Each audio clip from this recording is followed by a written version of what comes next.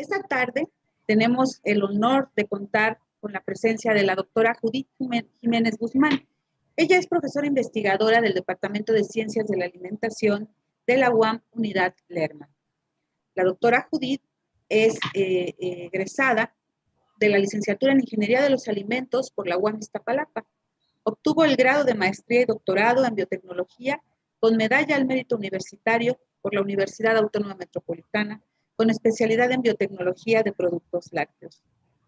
La doctora ha desarrollado su vida profesional en los departamentos de biotecnología de la UAM Iztapalapa y de ciencias de la alimentación de la UAM Lerma, donde también ha desarrollado líneas de investigación en tecnología enzimática, interacciones moleculares entre los componentes de la leche y sus efectos en la actividad enzimática y la calidad de los productos lácteos, así como los efectos nutracéuticos de los componentes de la leche y sus derivados. Vamos a empezar ahorita con el control de la glucosa en sangre. ¿Cómo ayudan las proteínas del suero al control de la glucosa en sangre? ¿Qué tanto se da este efecto? Este efecto lo podemos medir de dos maneras. Aquí les presento dos estudios diferentes en los cuales se utilizaron diferentes proteínas de suero.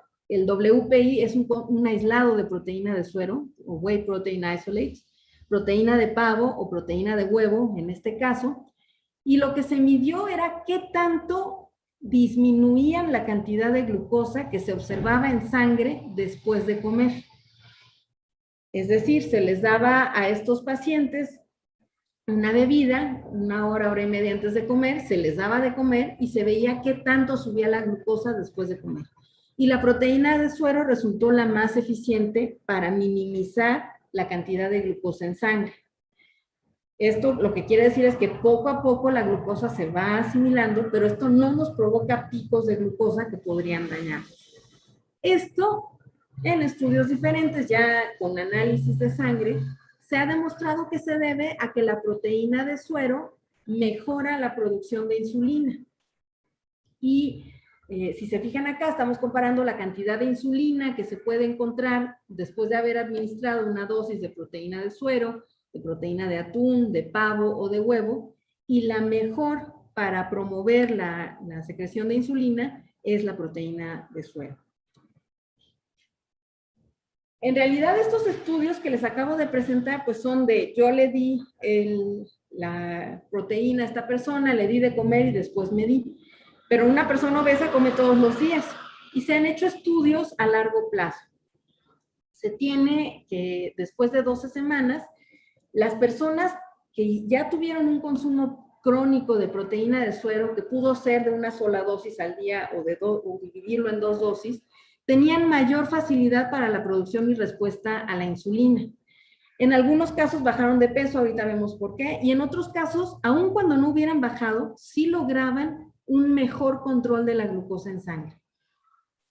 En estas personas se encontró que después de esas 12 semanas tenían menor concentración de insulina en plasma.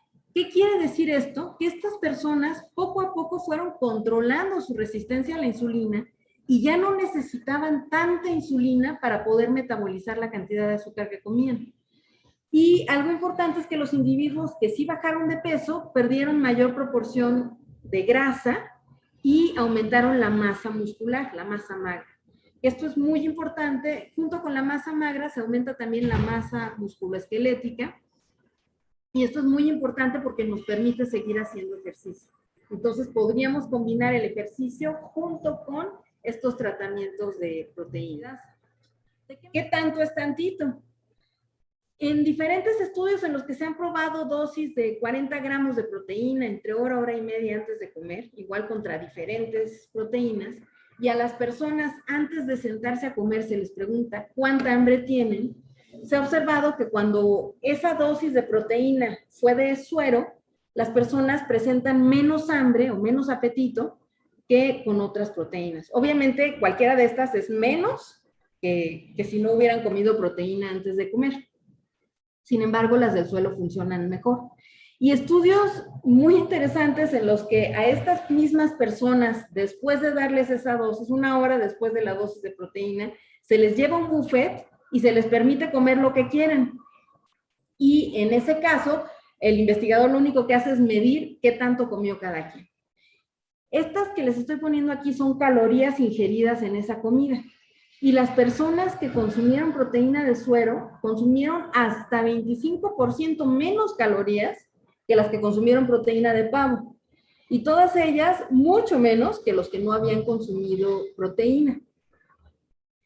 Esto se debe a dos cosas. Por un lado, a la síntesis de esta hormona que inhibe el apetito, pero al mismo tiempo a que estas proteínas alentan el vaciado estomacal.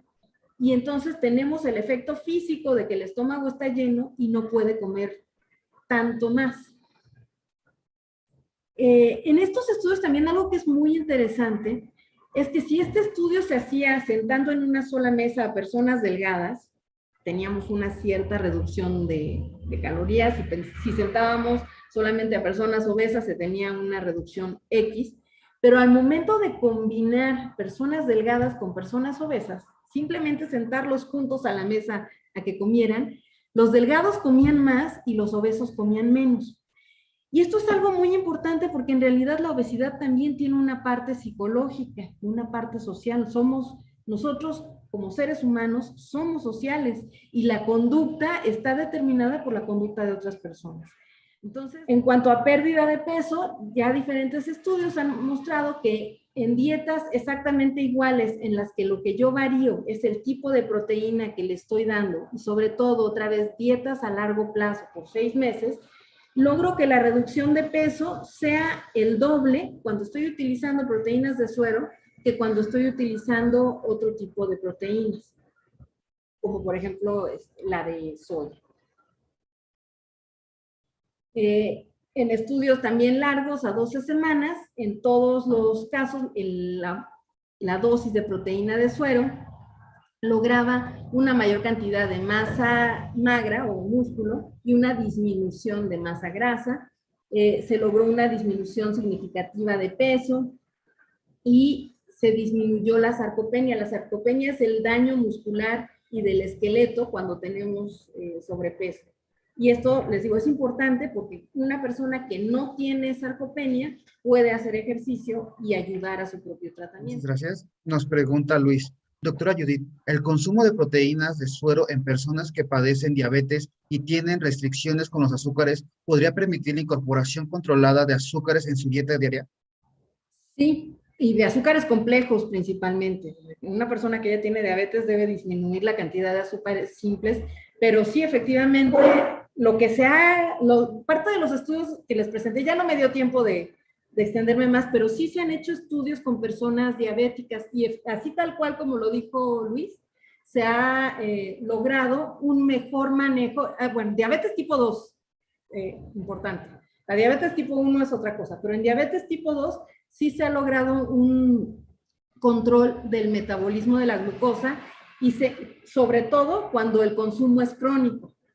Por lo menos estamos hablando de estudios de 12 semanas que sí lograron una mejoría y efectivamente una incorporación paulatina de otro tipo de carbohidratos. Pero en general son azúcares complejos. Muchas gracias. Dulce nos pregunta, ¿la proteína de suero de leche está presente en qué productos? Ella nos comenta que en la zona en la que radica tienen el requesón, que le parece que es una fuente, pero no está muy segura. Sí, el requesón es una fuente. Si te quieres poner muy elegante, está el ricota, que en otros países también consumen. Aquí ya se venden, si vas a GNC y demás, ya se venden los botes de proteína de suero, se vende suero en polvo. Se puede, en realidad el problema es que si tú compras el suero líquido, pues es pura agua, de proteína trae muy poquito. Tendríamos que buscar alguna fuente más concentrada como el requesón. El requesón es muy bueno, porque justamente el requesón lo que hace es concentrar todas las proteínas que venían en ese suero.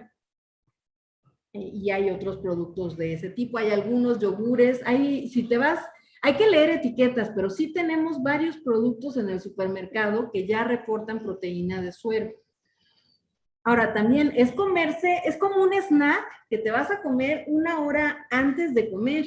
La idea es que cuando llegues a la comida ya hayas activado todo tu metabolismo para poder procesar la glucosa, para inhibir el apetito y saciar más rápidamente. O sea, no es con la comida, es antes de la comida.